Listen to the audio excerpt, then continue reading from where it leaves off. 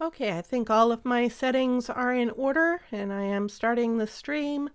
For good this time. I did set it up in private mode for a little bit to make sure I had all my settings together. And let me just pop out the chat, because if anyone happens to find me streaming today, let's see, that's not what there we go. Then maybe I'll have a better chance of seeing what's going on. So last time we were streaming, and I'm streaming out of schedule because today is my birthday. And so I thought I wanted to just throw in as the Brits would say, a cheeky little stream. Let's see, I do have my iron here, good. And I can use another log. So this is a just for fun stream. So I'm roasting up 3 of these iron, and then when I get done with that I can throw in a couple sticks, and when I get done with that I can roast up 3 more iron. I usually like to start with the thing that will burn the fastest. Last stream we came to the biome where I've left a base somewhere around here. I have no idea where. So today the plan is to explore, see if I can find that base. I'm just going to let this stick roast, and then I'll smelt up the rest of that iron. What happened here? Oh, glitch. Okay, that's fine. No waste. It's annoying if I wind up wasting any resources, but there was no waste. I did let the game kind of run off stream because the last time that I was playing, the game was, let's see, it was nighttime. So I did let the night run out while getting set up. Hello. So we only have the stray monsters to worry about, nothing particularly aggressive. And I've got to find where I left my base, so hopefully that's the most boring part of the stream. I don't remember if I found a cave or if I just mined down. I think it was somewhere near the woods, but there's woods all along this area, so what I should do is see if I can connect with the village that was nearby, because I think I was near the village when I started out. And then when I find my base again, I'm going to deposit everything I don't want to lose, because the Nether has killed me twice, if I'm not mistaken. There's a bunny. Got some bunnies in this desert. This is a different desert than I usually go bunny hunting. And I expect that animals should respawn in areas that you haven't been in a while, so I don't know how realistic that is, but that's what I would expect. For a long time, well, and even now, you guys know bunnies are the only thing I've been eating meat from. And, oh, is that a plains bunny? Plains bunny wandered out here? Bunnies are the only thing I've eaten meat from. And the only reason I've been eating bunny meat, got a chasm here, nice. Is this the chasm that passes near my base? The only reason I bothered eating bunny meat is because I was getting their hides anyway for the bundles. But I've trained myself in single player Minecraft to work on farming first, and not to eat animals unless I am farming the animals and replenishing the animal population. And that's because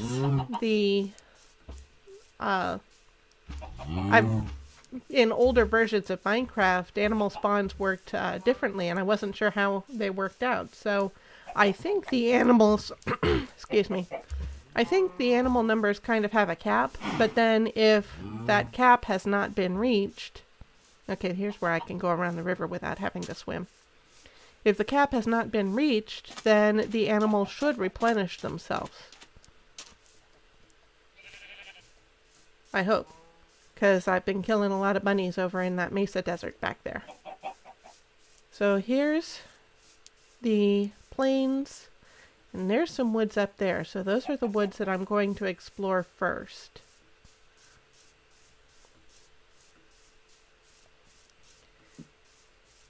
And I had some thoughts for things I wanted to talk about, but I don't really have a plan, so I'm trying to get myself organized. I think I already mentioned today is my birthday. I'm super excited. I just find birthdays exciting. Our plans are kind of low-key today. This looks familiar? Or is this just like every other Minecraft world? Because I would not have jumped down here, and I'm pretty sure I would have made some stairs to come out here. But then again, I don't know. So, okay. I clearly have not explored this cave before. So we'll just make a way out. Maybe light it so that I know I've been here. Okay. So the plans are low-key today. We're going to head out on the town. Me and my family come about noon. And right now, according to the computer clock, I set up my taskbar in a different place so I can more reliably pull out that clock, but I've still got to get a habit for where that taskbar is. According to the computer clock, we've got about 3 hours, 15 minutes before noon. Now, my family may want to connect with me and figure out what my plans are as we're prepping for going out. So there's a possibility that there may be interruptions, and I'll try to deal with those if that happens. They're usually really good about me streaming. So I've got the door to my room closed, which doesn't normally happen. That's kind of a signal that I'm in the middle of a stream. So we'll see how that works. I think my mine was at the edge of a wood, and it feels like this is the wrong wood. Is there savanna? Yeah, there's savanna on the other side. And a mountain. I think I saw there's a mountain. Okay. Tell you what, this is before mountain generation. That mountain looks pretty good, but this is before the new Minecraft mountain generation.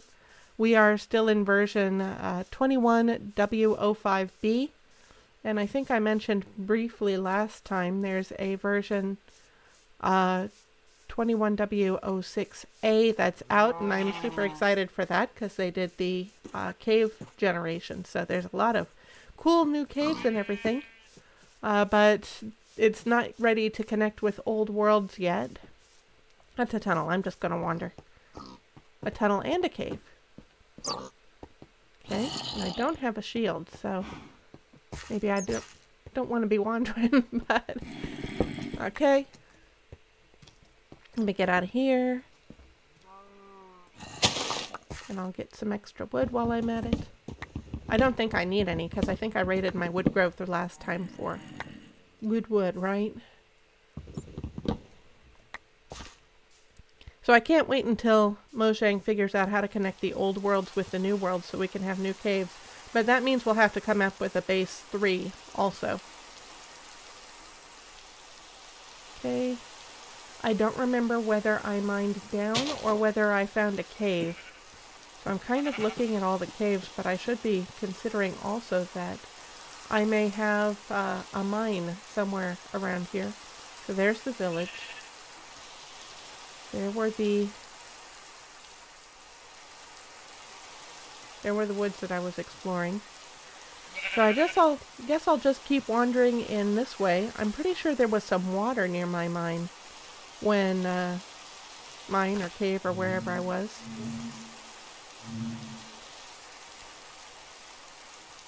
If I get really desperate, I may go back to that chasm and see where it goes, because I know there was a chasm near my base too. One of the topics I wanted to address, I just wanted to fully give my philosophy on foul language. What's this? Okay, this is where I came out of that cave. This is not water next to a mine that I would have created. Because if you were watching the Raft video that I created, where I was talking about how I feel about games that have that have foul language in them. Water next to a cave. What's this? This is that tunnel. Okay. If you were listening to the Raft stream that I did a while back, then you might have picked up, because I got distracted, I didn't finish my thought, but I kind of left it saying that as a kid, my mom had given us guidelines for when we consume content that has language and when we don't, and the guideline was if you need to know what's in the content, then you consume it. But if you don't need to know it, if you're taking in the content for entertainment, then don't consume it, because it's not going to make you a better person, and you're just going to take in thoughts attached to foul language that are actually going to make you a worse person. And I'm not sure if she'd express it exactly that way, but that's about where I am now. Looks like evening. Looks like we'll have to go back to my hut. That's too bad. At least we know that this edge of the wood has been explored, and hopefully should have no mine anywhere nearby. The hut should be near here. Shouldn't be too hard to find. Gonna swap to my sword, because it's about time for the monsters to be out. I feel like I would see the hut if there weren't trees in the way.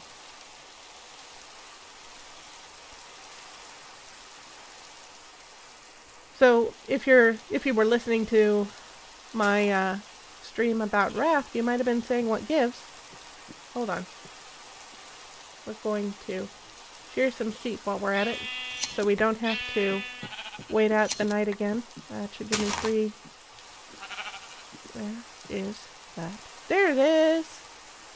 There's my hut! Okay. Where's the door? Here's the door. And I'm gonna block myself in.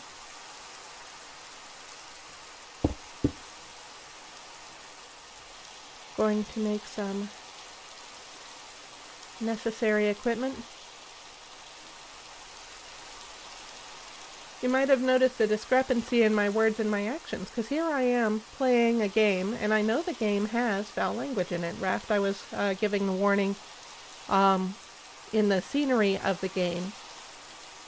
I had seen some foul language kind of painted on a wall or something.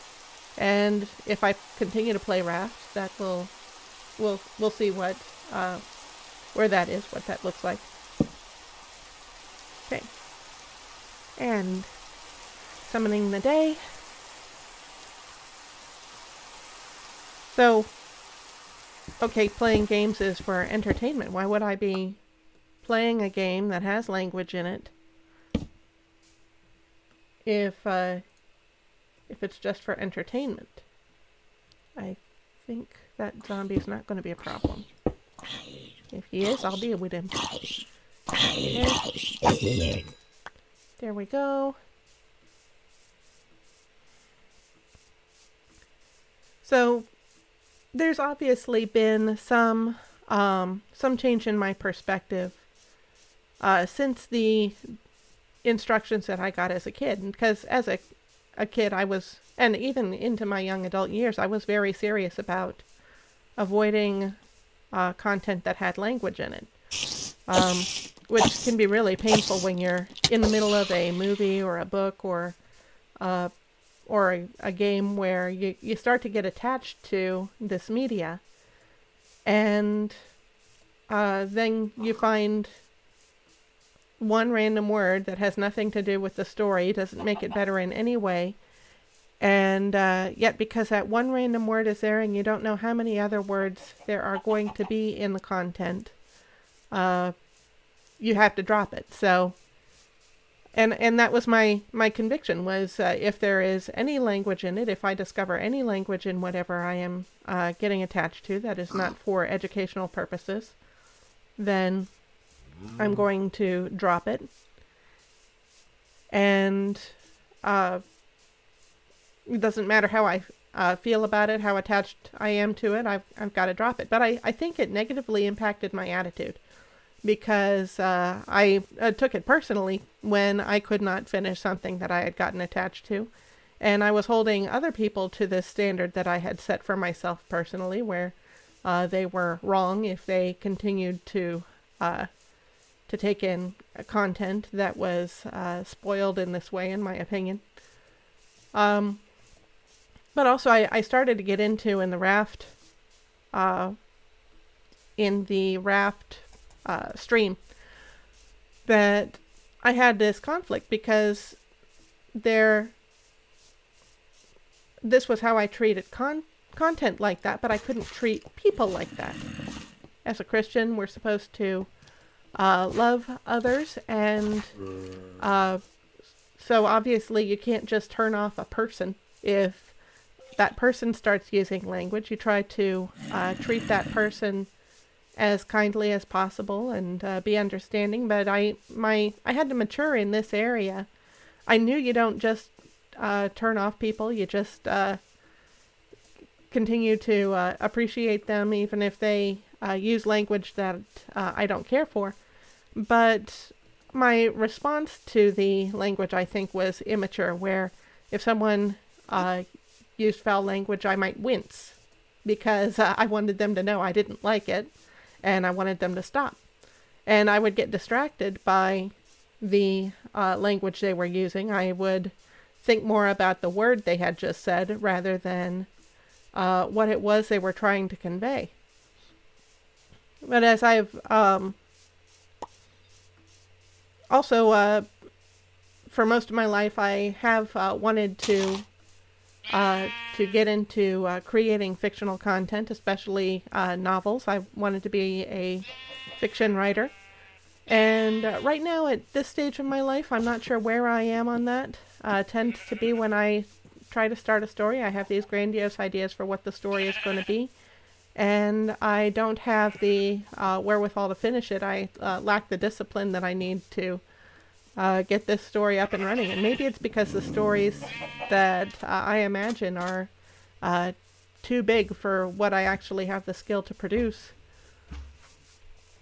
So I think I'll go that way. I'm not sure that my mind would be that far.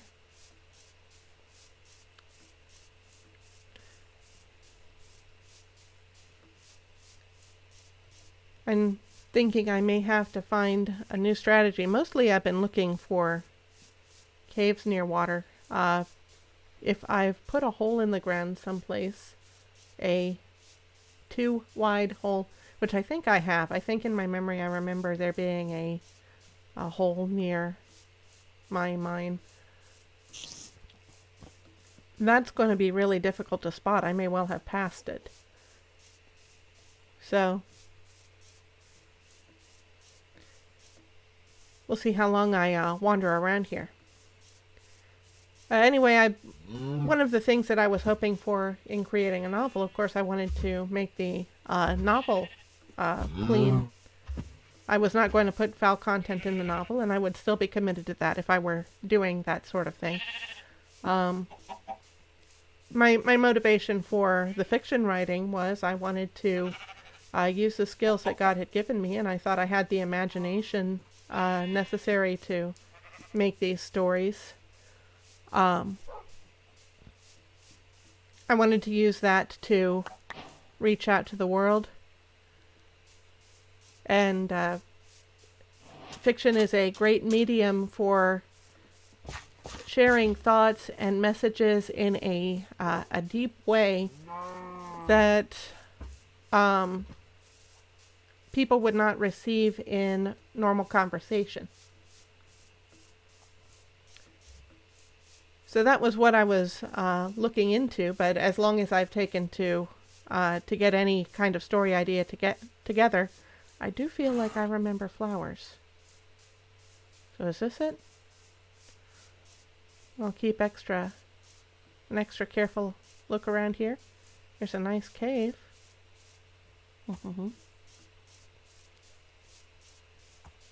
There's torches! See, we're here! Okay. Okay, so I want to make sure that this place is well marked, and I do not have copper, but we are going to get copper. We are going to make a copper monument, and that is where the village is. So this is due west of the village. And how far away is it from the hut? Here's my floating mountains.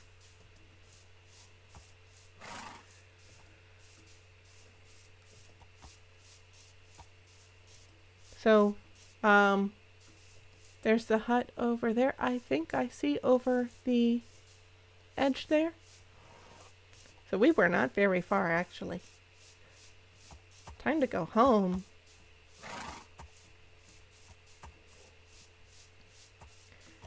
So anyway, at the stage of life I am, just looking at the progress that I have not made, trying to get stories written, I'm putting that idea on hold, and seeing what else of value I can create. And this YouTube channel is largely that. This is largely my effort at creating valuable content and addressing the things I believe. I'm just going to light the entrance a bit more directionally, because we know I got lost at one of my bases. I don't remember which base it was, if it was before or after I died.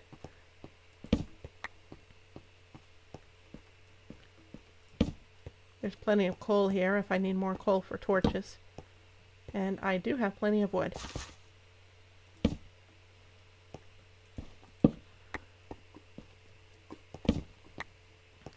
Anyway, as someone who is considering fiction writing, though, you want to be familiar with the kind of content that is being produced.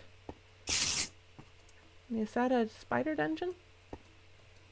You want to be familiar with the content that's being produced, so you know what messages are being created in the world, and what the conversation is in the culture, what's already been hashed out.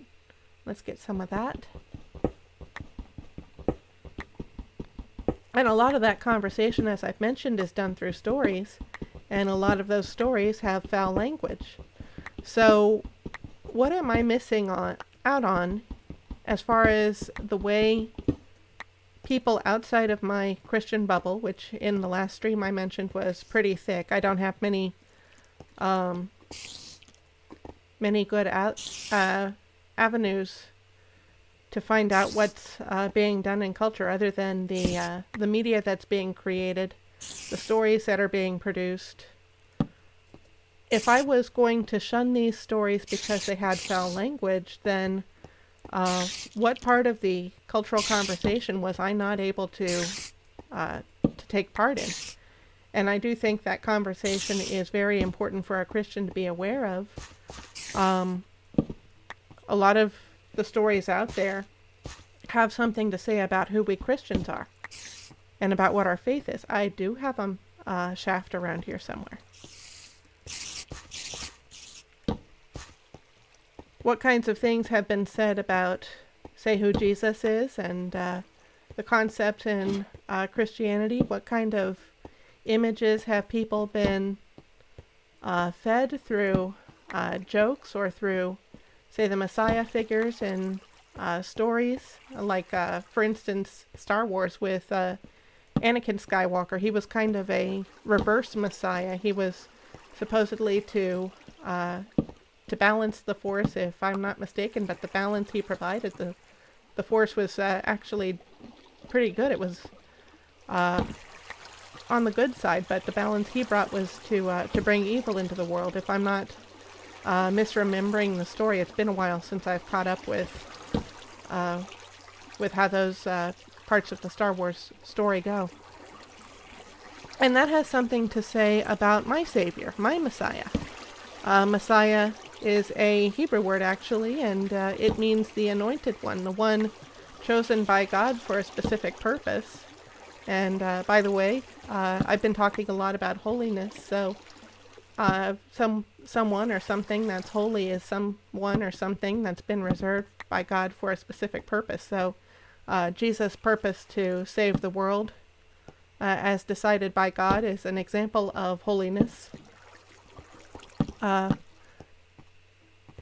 here's a story that has something to say about Messiah's ship, about the people who are selected for a specific purpose, and I'm not able to pay attention to what's being said if I'm maybe put off by any language that might be in the story, by any foul language.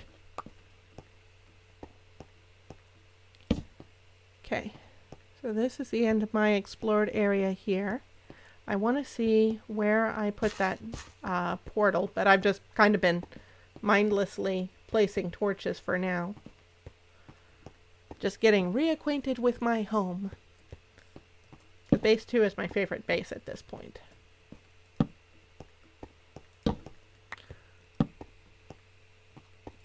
There we go. I'm out of torches in hand.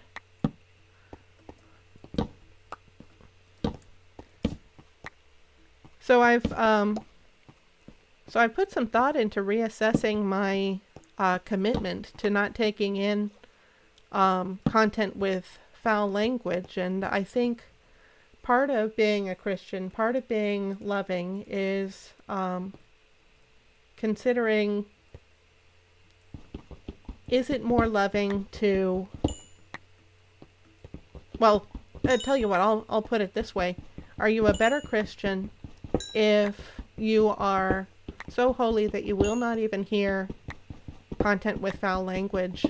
Or are you a better Christian if you're so loving that you are willing to listen to someone who is using foul language and not be distracted by what they're saying? Instead, you pay attention to what they're saying, not necessarily how they're saying it.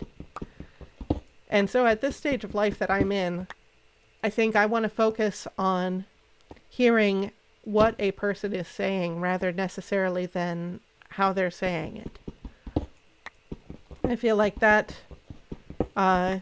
is the direction maturity would take me in now. So listening to the conversations that I have with people who may speak in a way other than I would choose to speak because of my commitment to God, and God says that we ought not to use coarse language as Christians. Let's see, I don't remember how I started the sentence there, but I would rather be aware of how the conversations around me are going. Either, like, I think this was the idea, either with the people, the individuals that I am listening to, or with the culture at large, what the culture is saying, even if the culture says it in a way that that is offensive to me, in a way that I would not use because of my commitment.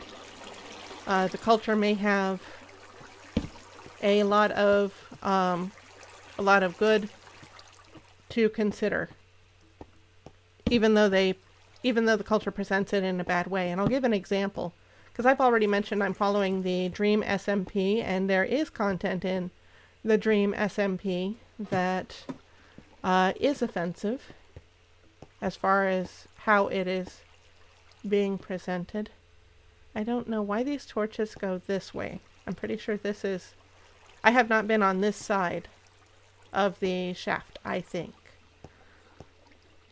So it looks like this way goes out of the cave. I want to see what entrance is out of the cave. Okay, no, there's the spider dungeon. This is the way I've gone. Okay.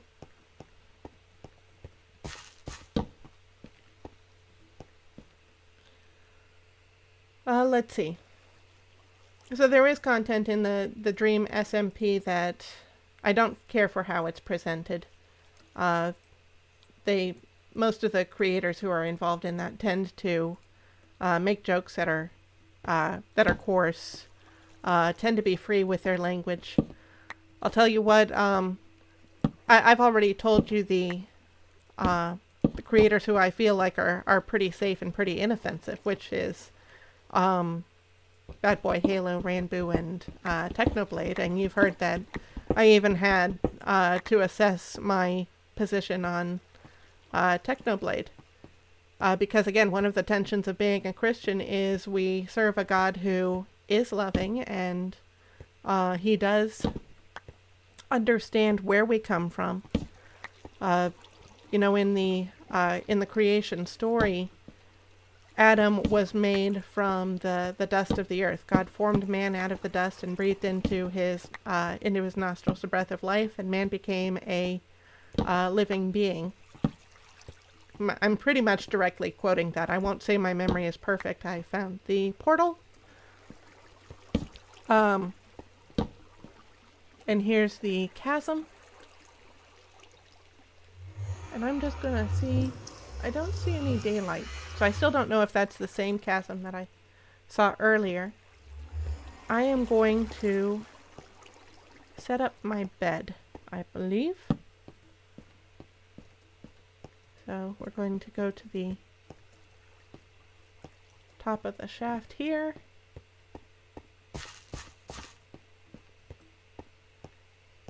And just try to find a good spot for a bed and for storage. And I kind of like this area.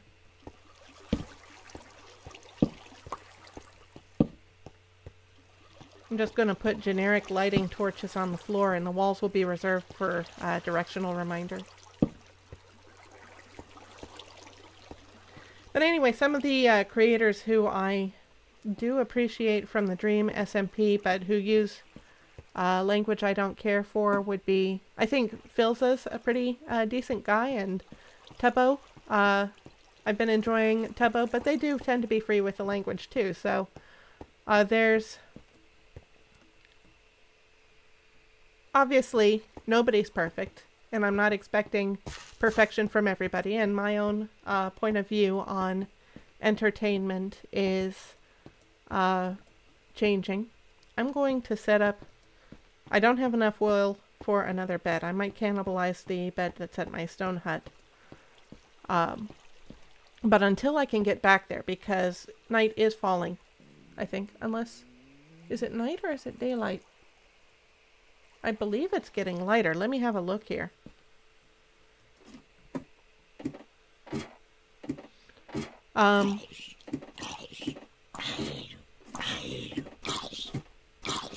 It looks like daylight and creeper. Couple creepers. And some skellies in the woods. I guess I gotta deal with you. You're gonna make a hole near my base, aren't you? There we go. And there's the mine shaft I just came out of. I am going to make it very clear that this is my mine shaft. And I do have copper. I'm just going to go over to my hut here and get that bed and anything else that I left behind.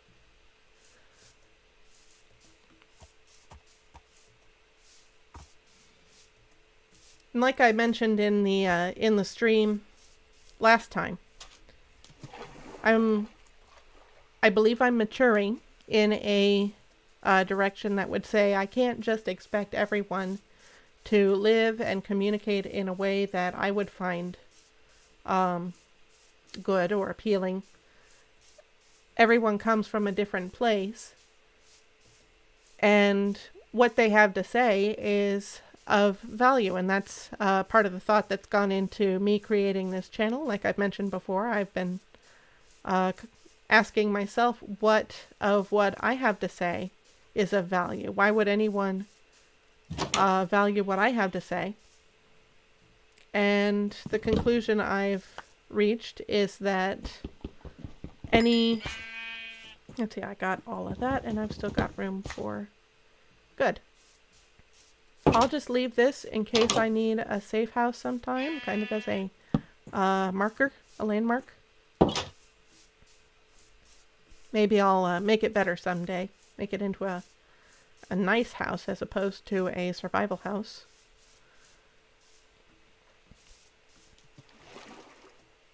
So I would say that if you've got something to say, there's value in it, even if it's for historical value, even if it's just worth putting out there for people to find in the future and to get an idea for where our society was in this day and age.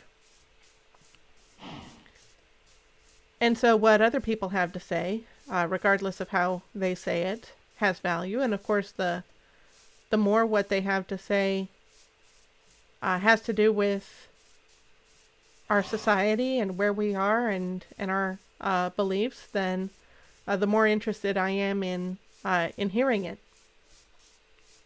Let's see. I want to set my chat. Right now I have it on set to top chat, which I think should catch any message that comes in, because if one message gets posted to chat, then that is going to be the top message in chat. But just in case, I'm putting it to live chat so that hopefully whatever message comes in, period, I'll be able to see that. So that's the start of my monument, my copper monument, and I want to smelt stuff, but I think I want to make sure, well, there's daylight. I'll start a little station over here, get some smelting done. Let's see, I've got 14 and 10. I think I'll get at least 2 iron from that. That'll bring it down to 8, and then I can start using coal, and then I'll switch to copper so that I can get a block of copper for that monument.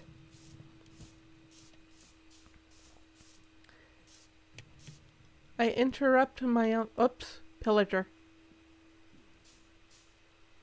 I don't think I'm ready to deal with pillagers yet. I've got hardly any iron for armor. I know I killed one pretty handily next to my old base, but that was kind of necessary.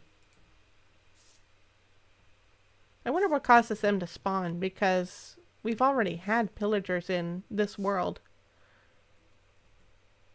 Let's see. Sun is directly overhead. Maybe I don't want to stay out in the open.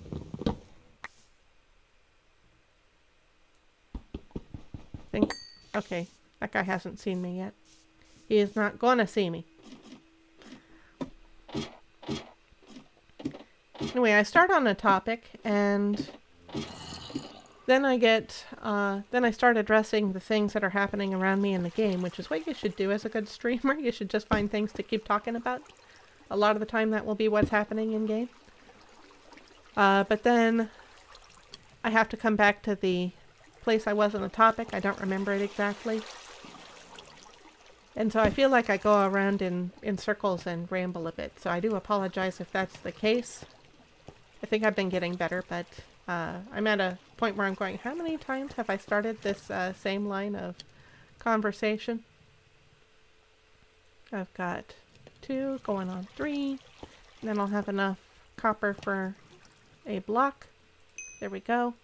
Oop, I miscalculated, because I need to get 2 more copper to bring that down to 8, and then I can use coal. There we go.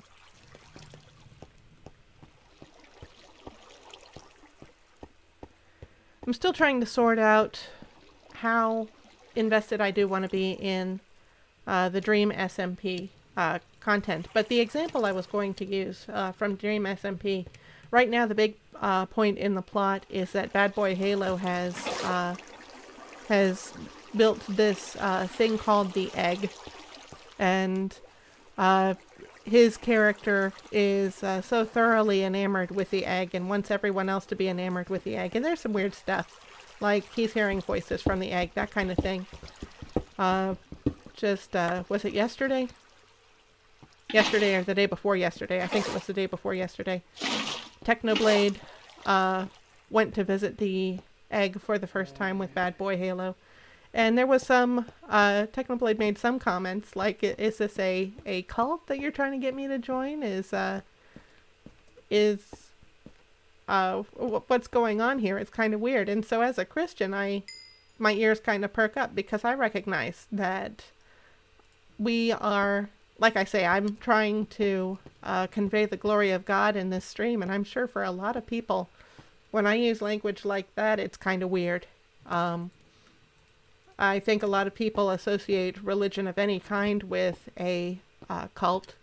Now, to me, the word cult has a very specific meaning. A cult is an offshoot of a religion that denies the basic tenets of that religion. So in the egg plot that's going on, Technoblade made a reference to Mormonism. And I do believe that some Mormons, maybe most Mormons, claim to be Christians, which makes sense since they claim to follow Jesus Christ. It's the, I believe the name for their denomination, one of the names they give it is the Church of Christ of Latter-day Saints. So I can see why they would call themselves Christian in that way. However, they deny that Jesus is the only way that we are saved from our sins.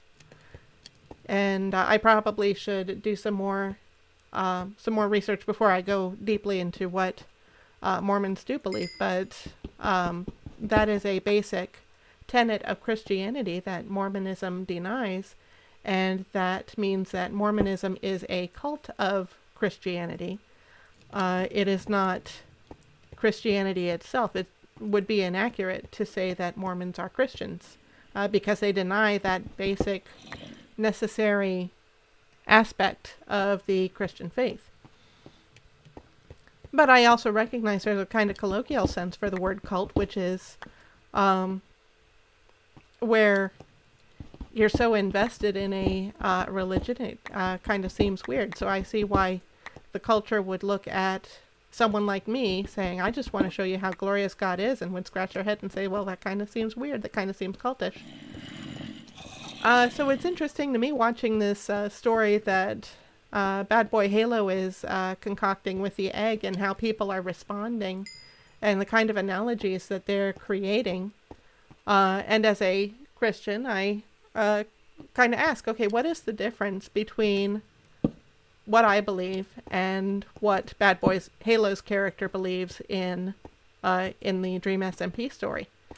What is the difference in the way that I present my beliefs and the way he presents his? Okay, yeah, I do have a base down here and a bed. Okay, nice. Maybe I can move that other bed to... Okay. Respawn point set. I'm saved. Okay. I'm saved twice because on one hand I'm a Christian. We say we're saved, and then I'm saved. Now I've got my respawn point in the correct place. And then there was diamond in this area to acquire. And at some point soon I'm going to want to go to the Nether, but for the time being I want to get that iron smelted. And then I'm going to want to put away everything I don't want to lose, just in case I die again. But if I die, I am going to the right place.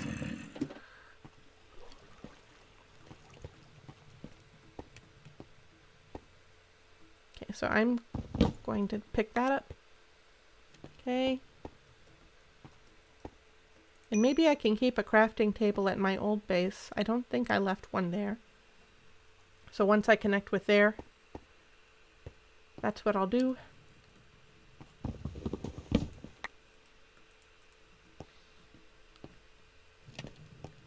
And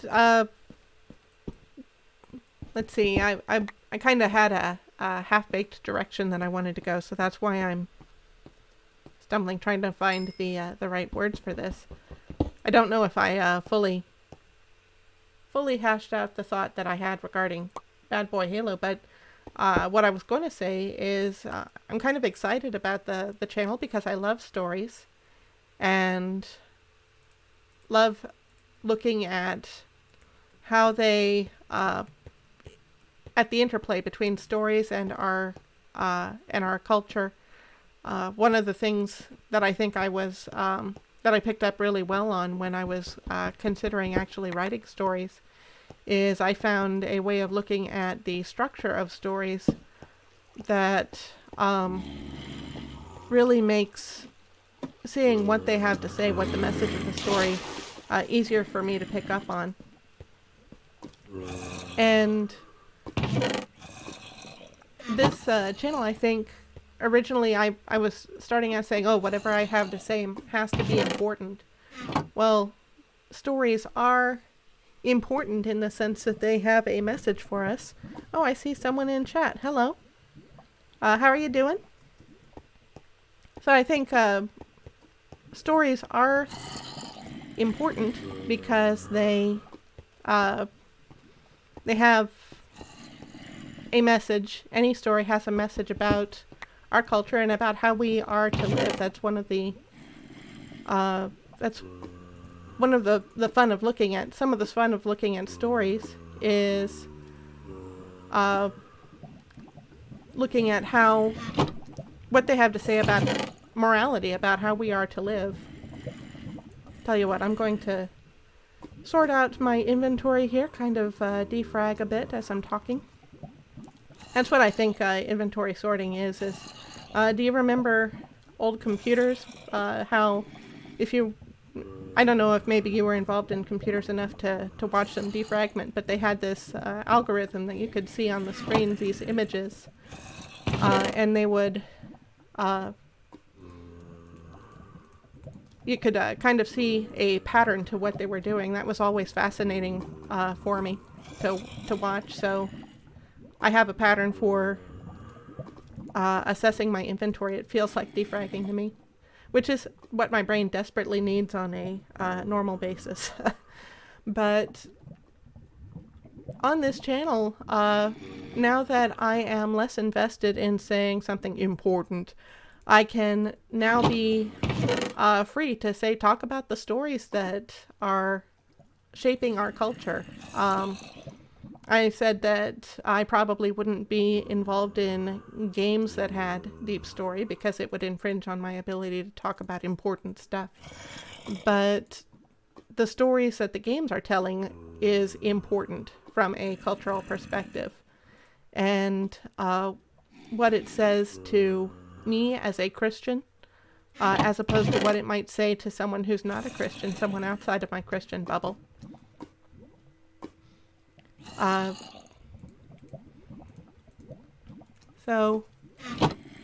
defrag done. I'll still have to figure out what to put in there, but I may as well get myself some meat here.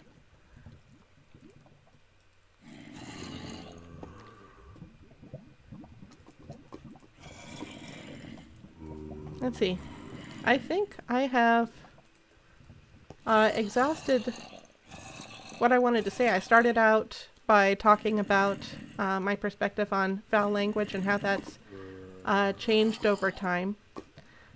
This tension, and you're going to hear it come up all the time, I think, this tension as a Christian between being holy and reaching out to people who maybe are not holy, understanding people who are not holy. And when I say not holy, I'm not insulting in any sense. I am not saying, I am not intending any insult. All I'm saying is I, as a Christian, am dedicated to a purpose, which is glorifying God, as I've defined before. You, if you're not a Christian, may not be dedicated to that purpose.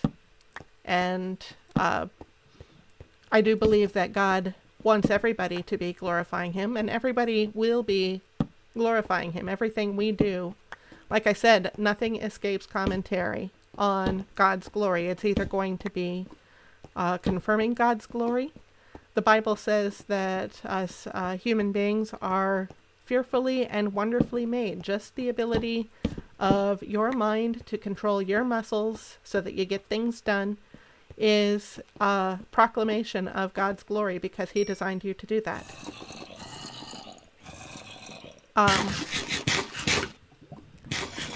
But for me as a Christian, I feel a calling That may be a big word to use for that, but I'm going to use it. I feel a calling to go beyond just existing and glorifying God in that way. Okay, it's not nighttime now. Tell you what, I'm going to leave the furnace there. And then figure out what I want to leave behind. Tell you what, I'm going to go to my hut. Oh. Let's see. I'm going to pick up that... Where is the bed? Did I leave the bed in the chest while I was defragging? Nope. The bed is right here. Okay. So I'm just going to check upstairs, see if there's anything I need to grab from there. And then I'll take it to the hut. And then I'll come back down here and see what I need to get rid of. So the bed's gone. Crafting table is gone. I've got a crafting table here.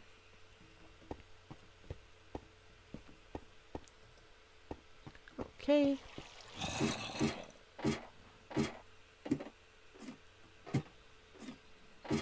Let's see. So as a Christian, I feel a specific purpose to go more than just existing in glorifying God. I feel like I need to be making sure that people understand that my existence glorifies God, that your existence glorifies God, and that He's worthy of all of the respect and admiration that we can give Him. And we have this divide between us, this sin that we've committed, this nature that causes us to want to sin, causes us to want to deny that God is worthy of our praise and admiration. And that God has made a way to deal with that, because and I've made a specific video about this, so I don't intend to hash it out fully here, but I'll just go ahead and I'll finish my thought. We are, because of our sin against God, we are at enmity with Him, and He is the sovereign creator of the universe, so He is in the right in that equation. He deserves justice. He deserves to be recompensed for any wrong that we've done to Him. We've all wronged God. We've all offended God. And that is a debt that we simply are not strong enough or powerful enough to pay. So God has mercifully provided payment for that debt in God the Son, who, as I explained in my video on what Christians believe, because of who God is and the kind of being God is, God the Son basically is the same as God. One entity, three persons. We call it the Trinity. So the one who we have wronged has paid the debt for us, and we need to acknowledge that we have wronged him, that we need that payment, and we need to accept his payment for ourselves. We need to not try to pay that back ourselves, because we are the offender, and we make that payment on God's terms, on the sovereign creator who's been offended's terms. Okay, let's see. I don't want to lose the wheat. The water bucket's going to be useless in the Nether, but if there's one thing that I've been learning from Technoblade is you want to bring water with you wherever you go. You will not be in the Nether forever. I'm going to leave the string. That's useless to me. The wooden axe might be useful if I die and need a tool. I wish that I did not have to bring the bundle and potentially use it, but it could be useful, so I'll bring it. I don't think I need dirt. I will need blocks, but I've got cobblestone. I can bring extra cobblestone. I don't need the rabbit's foot or the gunpowder or the wool or the doors.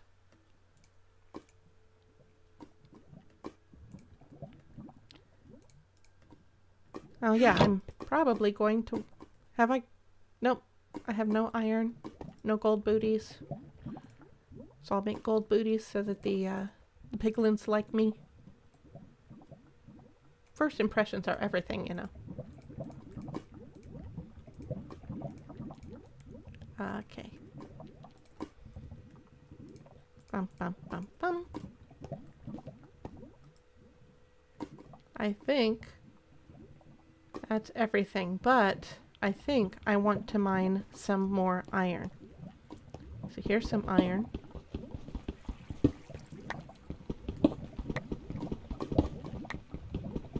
I'm trying to think what I would use it for, but it's just good to have iron in general.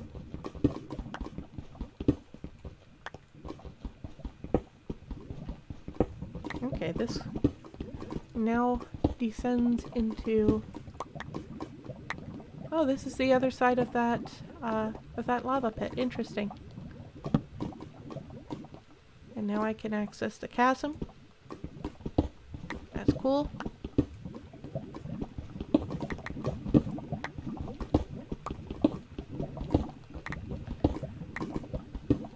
I'm trying to figure out where I was. You know I do this regularly. This is going to be a thing on the channel, I think.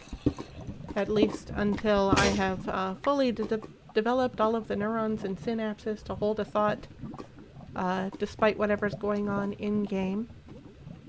And my crafting table is upstairs. So, how do I create stairs?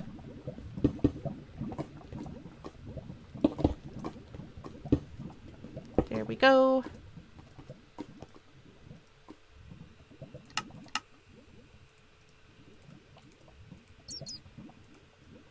That's why I wanted iron, is for good tools. Let me actually get this stuff smelted.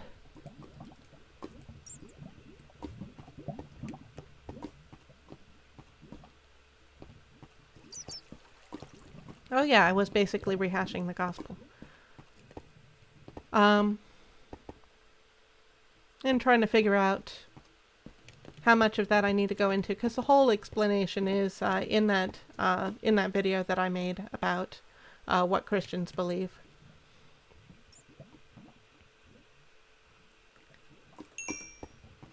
And I do believe I've mentioned the basic principle of Christianity, which is basically we've wronged God and we cannot pay back the debt. Thankfully, Jesus paid back the debt, which is one more reason that God is glorious, because he was willing to forgive us. He made a way for us to be reconciled to him. He could have just left it that, nope, sorry, you've done me wrong, and I will not reconcile with you. But he's better than that. He is not petty like some of the gods that man has invented. And I'm super grateful for that. And so that's what I want to share on this channel.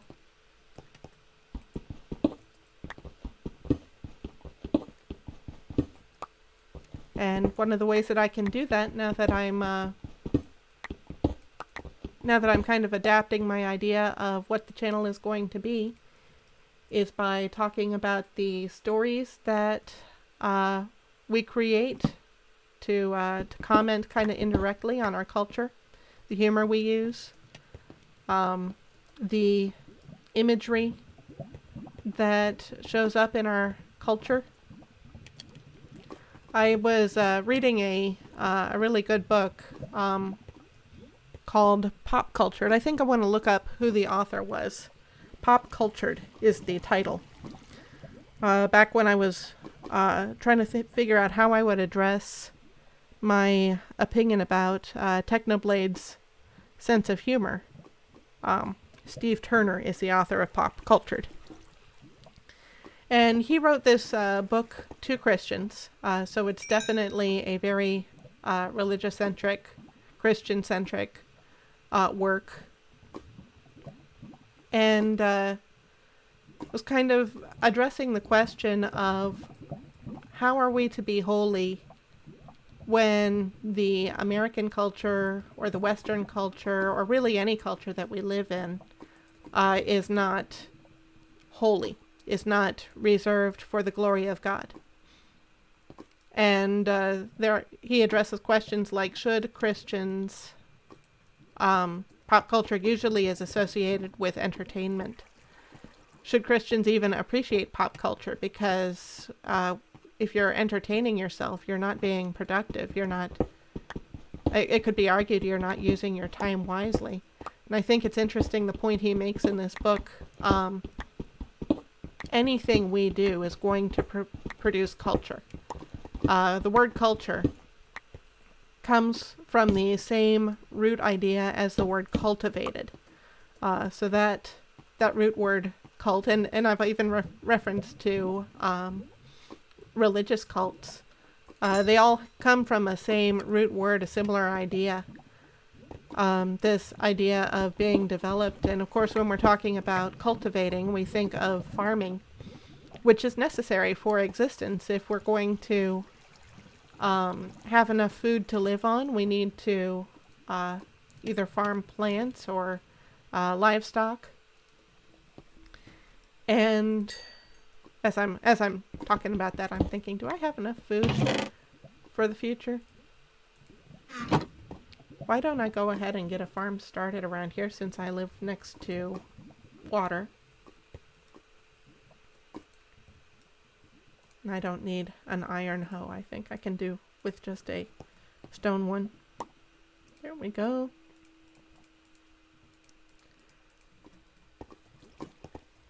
I usually have a very specific way I lay out my tools. So you'll see me have the tools in the same row every time that I'm using them. Usually I have the sword right next to the torches, but I'm keeping that slot open in case I pick up a bow somewhere. So the point that Steve Turner made in his book is culture comes from the idea of cultivation. In order to survive as humans, we need to farm food. We need to cultivate the plants and animals around us so we have enough food to survive. More string. And would this be a good place to cultivate? Oh, look at that. That goes down into my cave. Or do I want to cultivate the land around here? I probably want to clear it so we don't have skellies hanging out under the trees. Let's deal with you. Creepers are always first priority. Worst mobs in the game, but they get the most attention from me. Bye. I wish I had enough string to make a bow here. Not happening. Well, maybe. I've got string in a chest. I might want to make that water pit a little bit wider. Well, as you're going to be cultivating the land for a farm, you're going to need tools for that, right? So that starts to get into manufacturing. Everybody's going to need, say, a hoe in order to start farming, in order to cultivate the land. So now we start having human production. We now start having human influence on the products we're using. We're not just using the products of nature anymore. We're starting to develop tools, and it's a natural and necessary part of being a human and survival. We need these tools in order to survive. But us humans are individuals also, so we're not just going to be happy with a generic hoe. Someone is going to decorate their hoe someday and make it a part of them. And of course there are other tools involved, like water collection tools for cultivating the land. Did the skeleton go away? He heard I was creating a bow and he went away. This is wonderful. So I'll go over here and start my farm over here. Okay, that sheep was what broke the grass. I'm going, I know there are no hostile mobs that make that sound, but what was that? And we know that people have decorated pottery. That is a huge aspect of archaeological culture, is the decorations that people have placed on pots and urns. You learn a lot from the fragments of pots that people have thrown away and what's on those fragments. People used to keep records on clay, so that has benefited archaeologists who are trying to figure out the business dealings that have happened in the past. Our first writing was cuneiform, which was pressed into clay to have a semi-permanent record of the business that was going down. So now our culture is starting to carry messages. It's not just decorative, it's not just practical, it's informative. And like I was mentioning, our stories are an aspect of culture that carries messages about who we are as people, about the culture, kind of the metaculture of humanity, how humanity is being cultured and shaped. And I got into this by asking, should Christians care about culture? We absolutely should, because one, it's necessary. There's no escaping culture. Two, it's a way that we reflect God, because God is a creator and a designer, and the world that we see is his personality expressed in everything that surrounds us, in all of nature. And tell you what, I think it says a lot about God's personality that he created beings like us who then go on to express our personality. What kind of person would create people like us? And obviously we're marred people. We're broken. We are not the way that God had originally created us to be. But as God originally intended us to be, before we rebelled against his original design for us, how marvelous the world was and had the potential to be, given that God had made us creative beings who were going to show his glory in the products of our hands.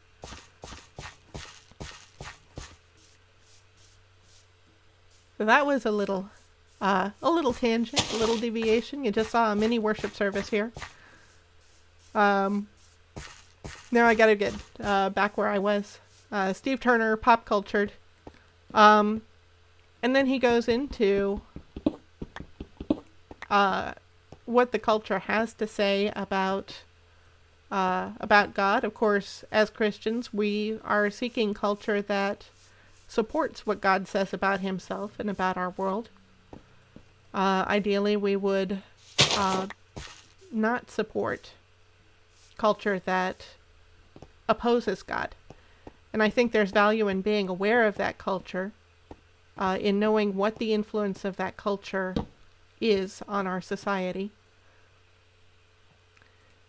But the tension that I've been bringing up on the regular in recent videos on the channel is that we do have a spiritual element of ourselves that we've got to be aware of how the culture is shaping us, is cultivating us as people.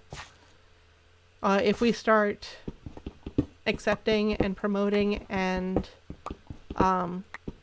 valuing culture that is opposed to God, is opposed to the truth about him and about us, that can be detrimental. So on a spiritual level, just as you watch out the kind of food you're intaking, because that's detrimental on a physical level, the culture that we take in can be detrimental on a spiritual level. Okay. I think I remember at some point I wanted to see if I could find another entrance into that spider dungeon.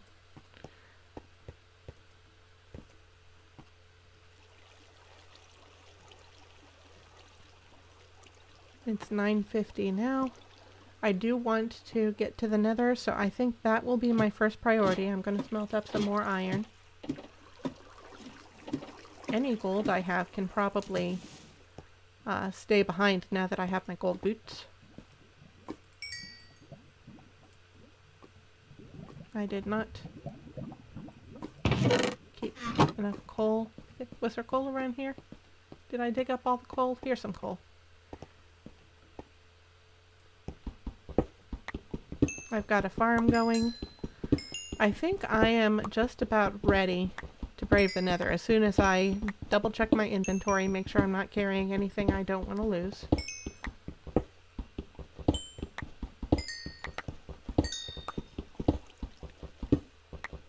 And get this coal all mined out. And how do I want to light this monstrosity now? There we go. I like the way that the ores look when you've mined them out, when you dig out all of the stone around them. I think that fits well. I've got my game's freezing here. Sometimes it does that. I think when you dig out a layer of stone around all the different ores, Skelly, I remember that cave. I was saying that cave could be potentially dangerous in the future. I don't have any arrows.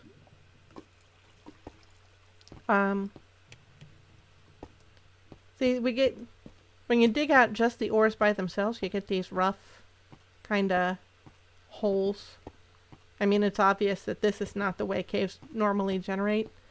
But when you dig out a layer of stone around them, which, as I pointed out before, maybe there's another ore vein nearby that is going to be revealed when you do that. But another benefit of that is it just looks nicer. It looks like a normal part of the cave.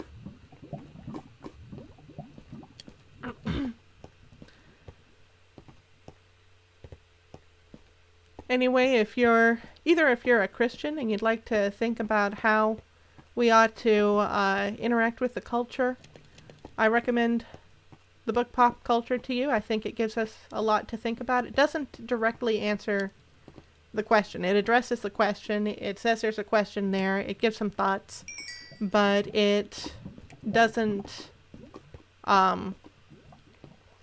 directly answer. It doesn't give a solid 100% every time.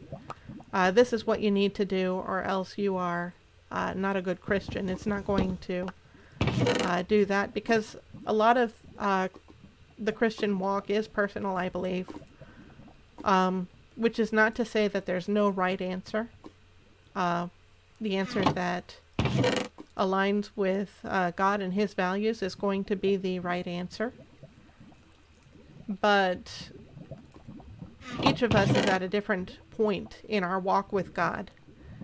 So I don't believe it's valid. I don't believe it's fair for one Christian to judge another. And I think there's something to be said also for the world. The society outside of Christianity is in a different place than us Christians are. So I would suggest it is not valid to judge the world as if they were Christians, because they are not.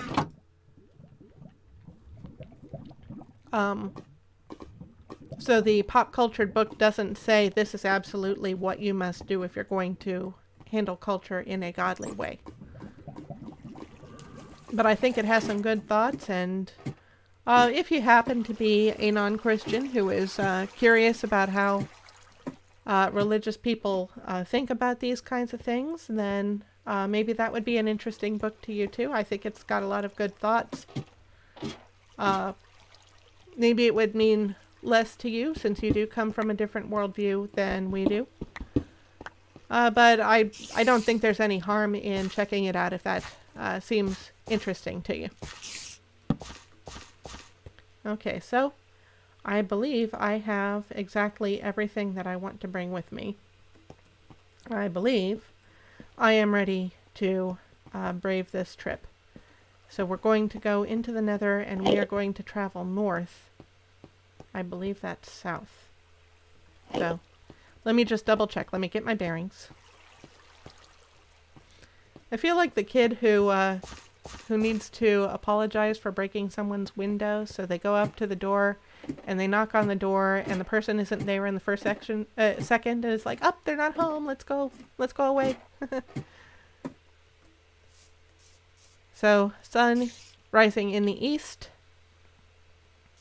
Ladder faces to the east. Bum, bum, bum.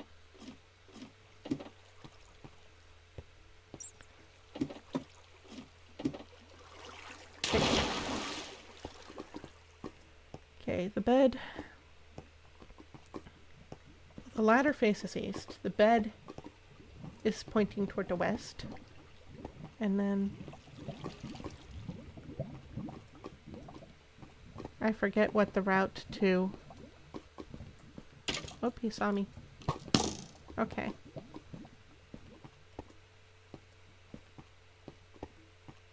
I forgot where the access to the cave was. Probably the next level up. Facing east, facing east, facing east. And then I believe the cave, the portal is this way. Ladder would be facing east.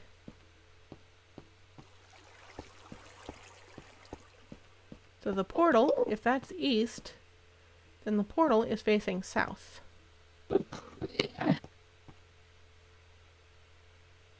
And hopefully I don't burn immediately. Here we are. Okay, let me see. There is absolutely nothing in here. There's just like a safe cavern, and that's it. That is definitely a basalt biome. I'm not going to worry about blocking off the lava. It's safe enough as it is.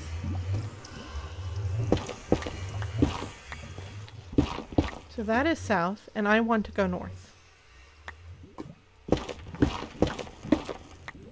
I just want to see. There's a basalt biome. Okay. I am so tempted to deal with that lava, but not right now. I must have self-control.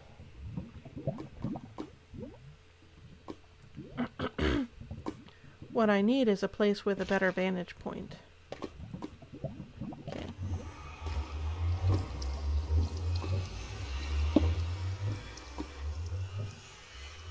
Just going to try to create a platform that gives me a better view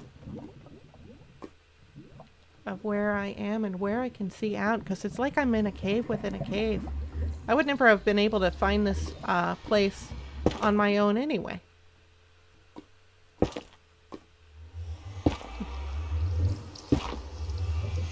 Okay.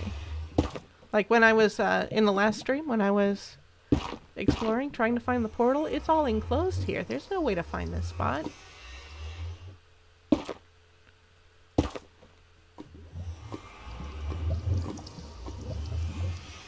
Let's see, I need some of these blocks.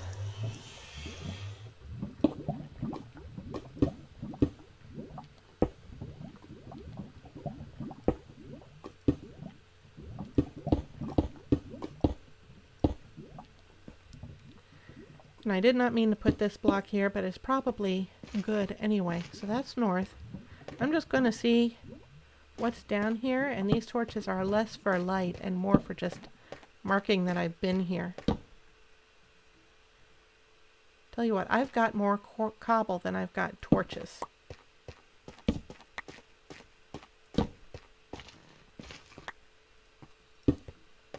Okay.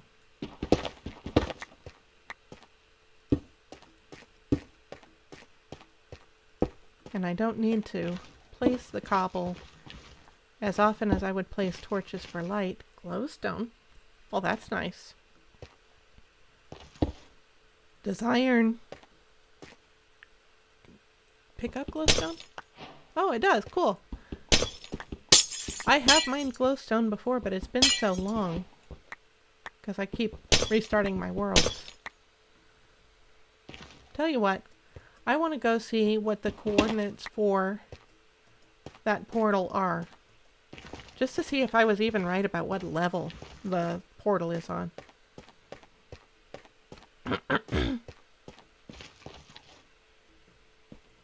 Okay, so this is probably close enough. And my Y level was 56, so I was way high compared to the portal also. When I was looking, I thought I'd have to be around level 88.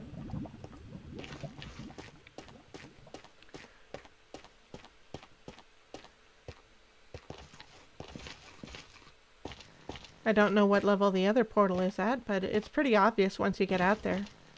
So I think I should have no trouble seeing it. Okay. So I want to head north.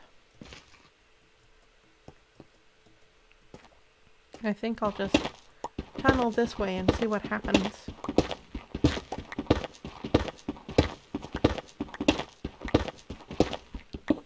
Hopefully I don't run out of my iron pickaxe too fast.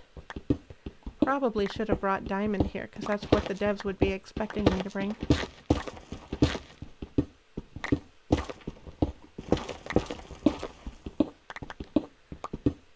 Hi-ho, hi-ho, to base 1 portal we go.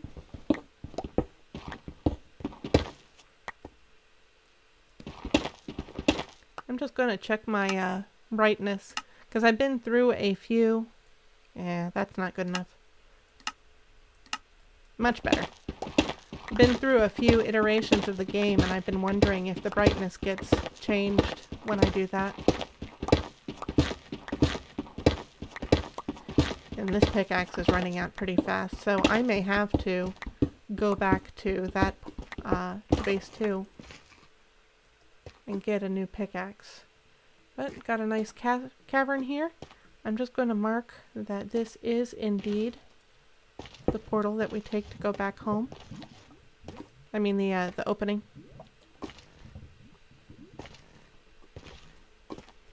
Got some lava here. What? Okay, it's just magma. Doesn't burn me the same way. I'm gonna save my pickaxe a bit by mining by hand.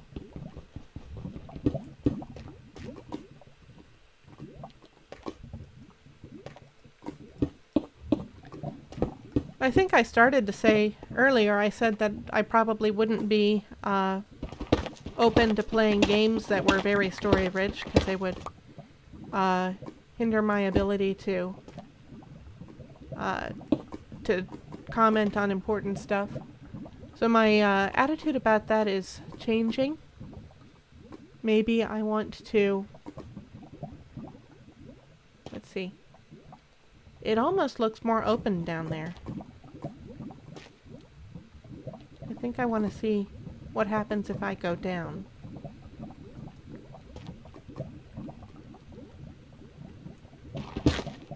I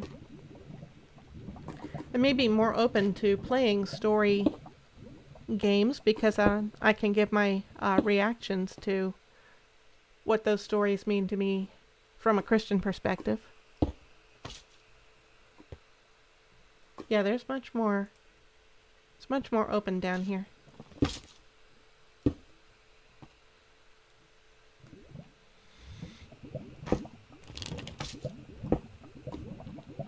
I don't know how that magma cube is going to affect me.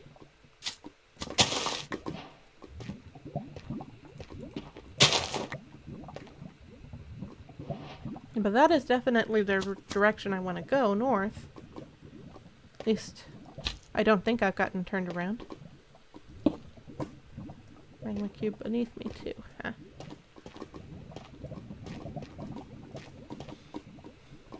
Okay. There's a pigman over in that direction.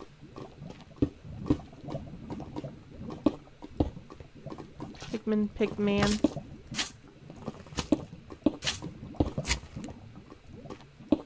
Zombified pigman.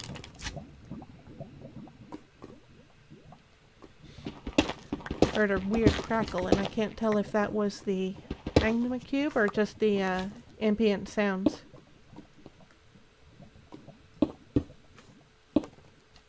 I feel like I turned down the ambient sounds. I'm gonna check that now.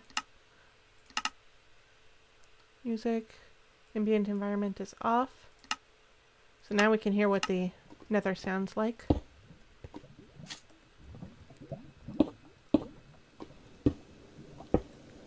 Yep, I'm hearing some of those sounds. We'll be able to tell whether there are caves in the overworld again. So hopefully I don't lose sight of that path when I come back, because the tops of these blocks do look very, very much like cobblestone.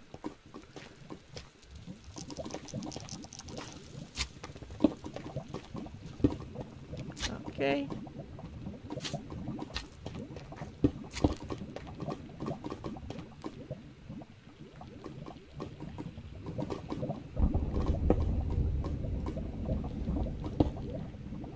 Bridging out over the lava. This does not feel like the safest thing I could be doing.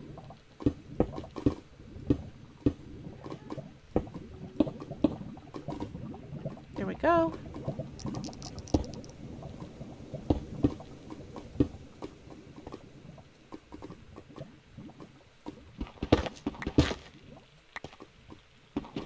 I'll just kind of mine here, conserve my cobble.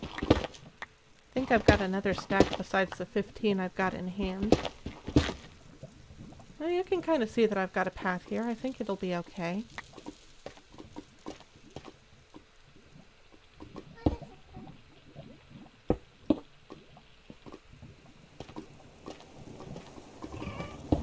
And there's a ghast about.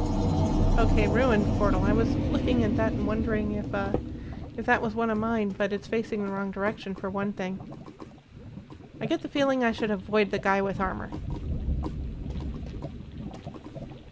So that's the direction I want to go. Lots of soul sand around here.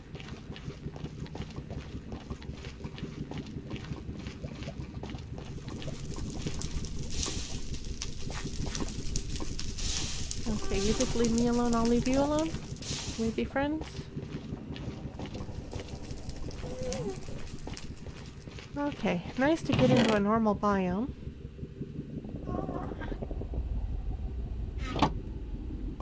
I'm just curious. That may be my downfall, huh? Putting on substandard equipment. Don't know what that is. Okay. Almost wish I had a diamond pickaxe so I could mine that, but never mind. Okay. I am so grateful that... Wait. Why are you being crazy? Okay. I was about to say I'm so grateful that most of these mobs are not hostile. There is a crimson forest, which I did not see on my way over. So I'm not going to go that way. Nice to know it's here, though.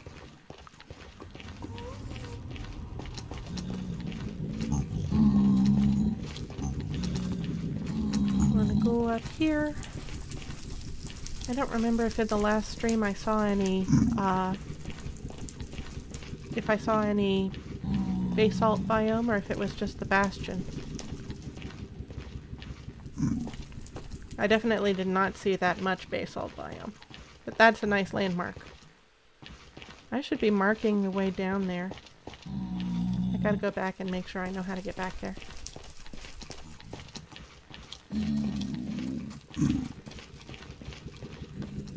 And I think I'm going to save my cobblestone and just use blocks that would be out of place for this biome. How did I get up here? Yeah, I was by the crimson biome, that's right.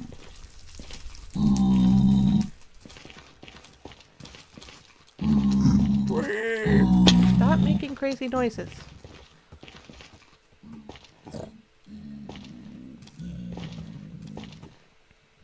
We'll push our luck with this guy. So there's the basalt biome. Obviously that's the ruined portal that I've raided. And from here I think I can start to see the cobblestone path.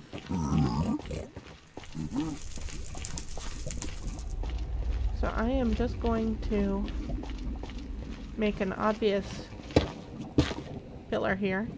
Hopefully that's obvious. It's going to be right up against the basalt biome. But I'll make a couple of those.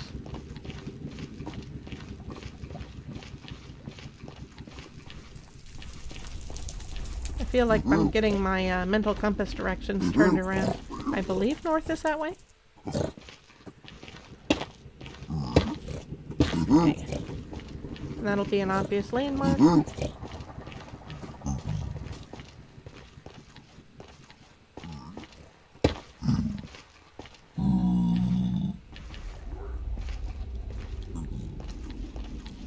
Just leaving these at random places.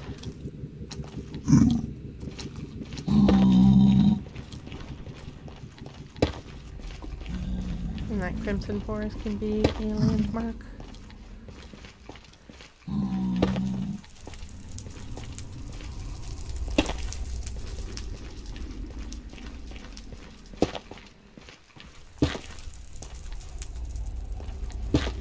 Oh, blocked myself off from the jump that I wanted to make there. Okay.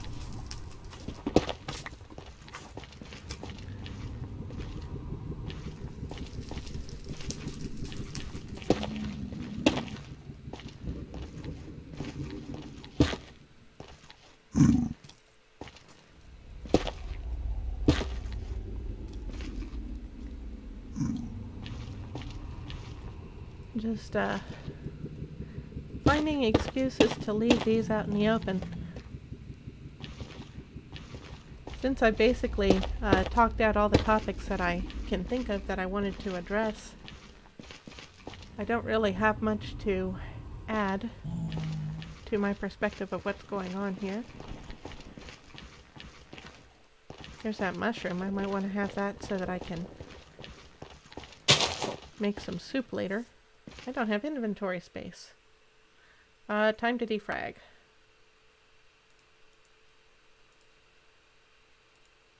Okay. So I picked up that mushroom.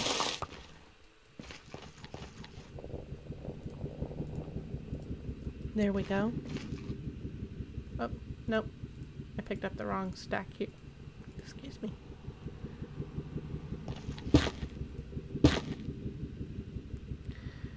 So the Crimson Forest is over in that direction. This is the direction I want to explore. I'm just going to see if I can get across this way.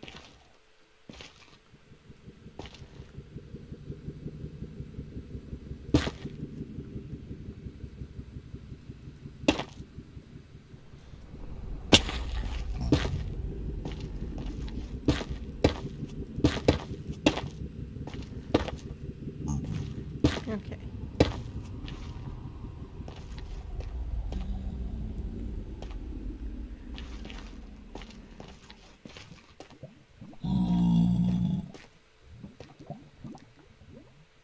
So this is where I can learn a little bit more about how to do commentary. That's the thought on my mind. So that's the one I'll share with you folks. Is I remember when I was a kid, just getting used to being on the internet and getting used to making friends on the internet. And I've already mentioned what an introvert I am. So making friends isn't very easy in the real world, let alone on the internet. I guess a bridge of cobblestone hanging out in the middle of nowhere is going to be fine, right? But I would find friends around common subjects, and we would start up conversations over instant messengers. That was my favorite way of communicating as a kid in my teens, was by instant messenger. I don't remember if... I don't know if that's going to be familiar to some of the audience now. There were these programs that you could sign up, almost like personal chat rooms, but you could connect with just one person. Does this go anywhere? No, it dead ends. You could chat with one person, or I think some of them had capabilities to chat with multiple people, but usually you weren't using them like a chat room. You were using it to communicate with just one person. So I would connect with my friends via these instant messengers. And we would talk for a while we did whatever we were doing on the internet, while we multitasked, before we knew that that was a word. And we'd get to a point where we just ran out of things to talk about. We didn't have the social skills to know what conversations to start. My iron and pickaxe is running out. And so there would be these awkward moments where we'd admit to ourselves, to each other, I just don't know what to talk about anymore, but we didn't want to just end the conversation either, so, because usually we were spending hours just doing random things on the internet. Soul sand. I don't remember seeing a soul sand biome. How far away am I from my other portal? I thought it would be closer, because I feel like I've walked about as far in the Nether as it would take me to get to my normal home. Let's see, so I'm facing south. Someone causing trouble? We all friends here? Okay.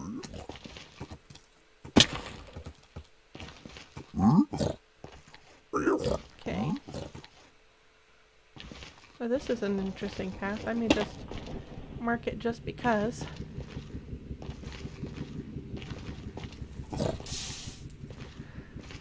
So, spending time streaming alone should be helpful in developing my social skills, because I'll find out how to keep up topics of conversation around just about anything.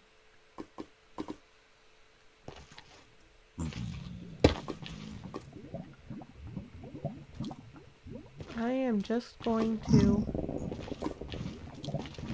go down here and see what I can see from down here. Because the floor of the Nether is rather much more open than the ceiling.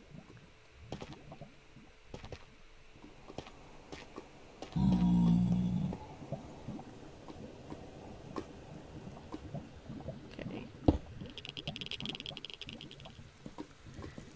At this point, I don't know if my marking strategy is actually going to do anything for me when I turn around. I'll just put that one high up there.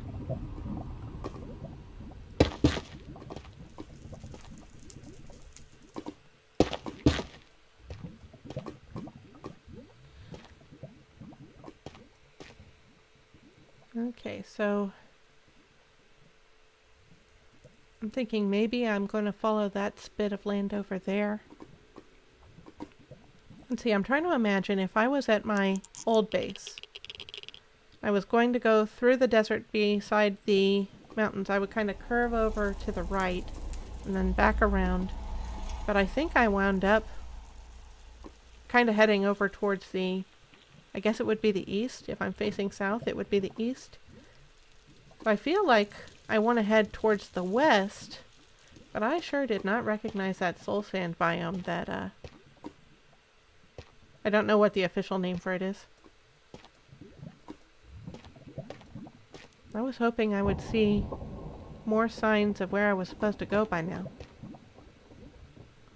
Since every block you travel in the Nether is supposed to be 8 blocks in the overworld, right? I'm just trying to see if there's a better path to get further. If I'm facing north, I guess that's east here. I'm getting all turned around.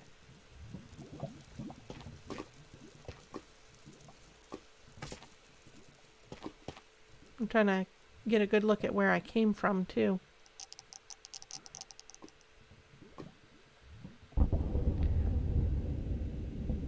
I'm in an awkward position where I would very much like to be at one or the other of my bases, and I am pretty much dead in the middle, I think. Dead is a bad choice of words while you're in the Nether.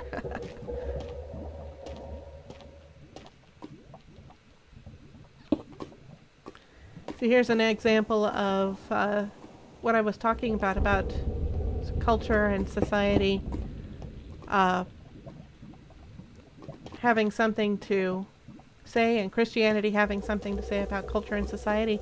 Here we are in the Nether, and people have definitely identified a unique similarity between the Nether and the description of hell being the lake of fire. It doesn't get much more lake of fire than this.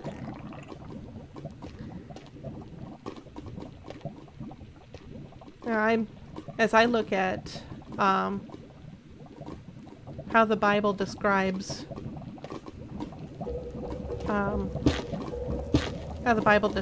eternal torment, the fate for people who have not gotten right with God by accepting his plan for salvation. I mean, the Nether is pretty livable. I'm doing okay for now. Obviously, I've died a couple times. But people talk about making bases in the Nether, and some of them do a pretty good job of it. I don't think that the punishment for those who have offended God is going to be this livable. God is certainly capable of creating worse, sadly.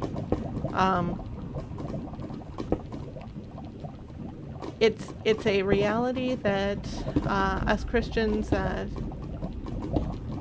wish wasn't so, but we acknowledge why it has to be. So justice is a good thing. God is a just God. Ah! How did that happen? Okay. I'm just gonna sit here until I feel better. Heal, heal, heal, heal, heal. Heal, heal, heal, heal, heal. Ah, man. Okay. Well, back at base 2, according to plan. That's great. My game is freezing a bit here. I don't think I am equipped enough to go back and get all of those products. So, we're going to be due for another bunny hunt. We're going to be due for some mining. I think that is going to be the plan for the next stream.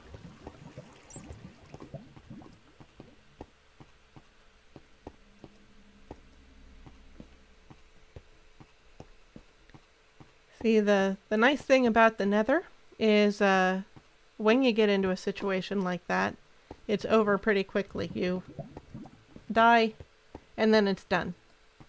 This is a much better situation. Sadly, that is not how the Bible describes what happens to those who are not right with God, have not agreed with him on how to get right with him.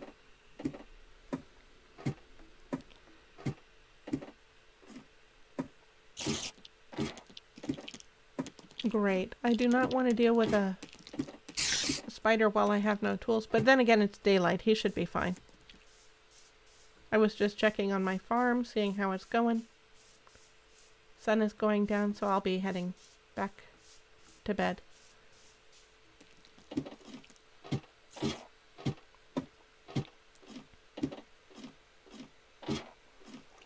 And I don't quite care to leave the stream on the sad note that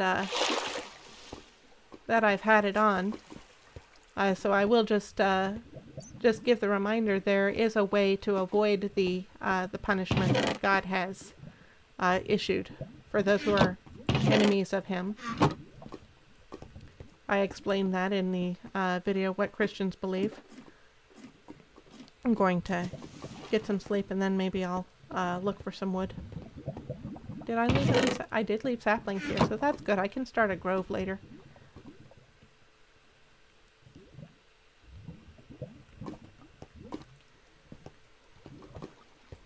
I think all of us deal with insecurities as part of the hardship of making friends and social situations. Is we all kind of recognize, I mean, it's common. Everybody understands nobody's perfect. It's oxidizing really fast. They've changed that tick rate. I don't know that it's been many days since I've placed that. I think our insecurities come from we have to acknowledge that, excuse me, we have to acknowledge that we are broken people. And part of it, that does come from our resistance to God's plan, and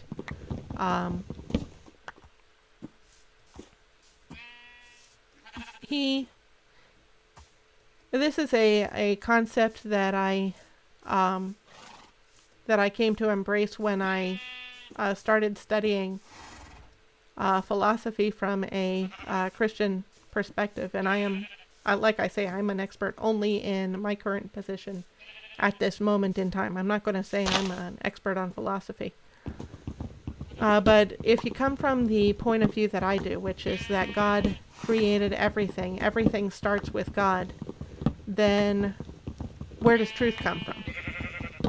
There is nothing that existed before God, and when God is the first entity that has ever existed, and all things exist because of him. So all that we consider true comes from him by necessity. Truth is part of that everything that came from him. And the same goes for justice. Truth, justice is the truth about what must happen to those who do wrong, to those who wrong others. We understand there is this objective morality that all of us demand as humans to have wrong paid for. When it's done to us especially, we recognize I deserve justice. Where does that justice come from? It comes from God. Truth comes from God. Justice is the truth, the objective moral standard of how wrong is to be dealt with. And God, being the standard for truth, being the standard for morality, gets to say what is just and is not just. So we look at a concept like hell, like the lake of fire, a place where the imagery is fire. It's a place of torment for eternity. And I think at a visceral level we say that's terrible. That feels wrong. How can someone be so cruel as to dictate that? But who else gets to dictate that? There is no other sovereign creator who is of equal standing with God. And if you come from a religion that's polytheistic, I understand you come from a different initial belief, a different presupposition than I do. And that's worth discussing, is which of those is going to be the correct one. So I'm just giving the position from my point of view as a Christian. God being the creator of all else, then he gets to decide what the appropriate response is to the offense and to the wrong that we have done to him. And I am just so grateful that in addition to being just, he also is merciful. and has provided a way to avoid the justice that he was due. He has said there is a morally right way to receive forgiveness, and not only to be reconciled, be free from punishment, but also he invites us to... They're still here? Also, he invites us to join his family and to benefit from being heirs of Christ is how we're described as Christians, where what the Son of God... okay, I'll get away from you guys. What the Son of God is due, then we benefit from that. The Bible says that those who are forgiven by God through Christ, and by the way, Christ, I mentioned Messiah is a Hebrew word meaning anointed, kind of carries the idea of being chosen for a purpose. Christ is the Greek version of that. So Christ in Greek means chosen one. And so when we say Christ, we're not really using a name for Jesus. We're using a title that reflects his holiness, his separateness for the purpose of saving us from our sins. The fact that he was chosen for that.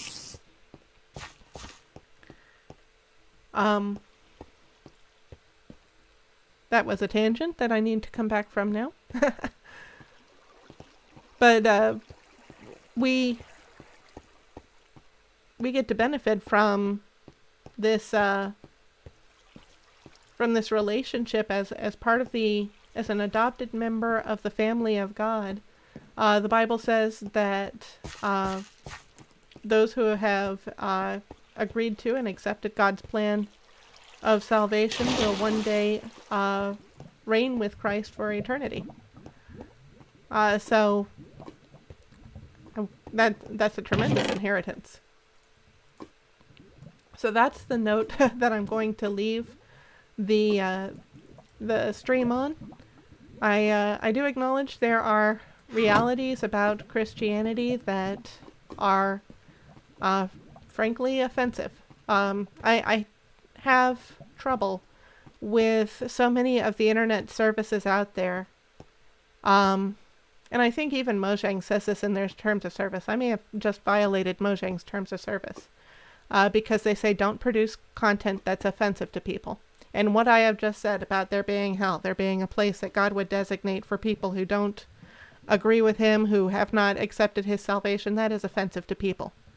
So have I violated Mojang's terms of service? I would really appreciate if a Mojang staff member would inform me on that subject. There are... I'm sure I use many online services with that clause. You are not allowed to create offensive content. And I think what they mean is try not to be obscene.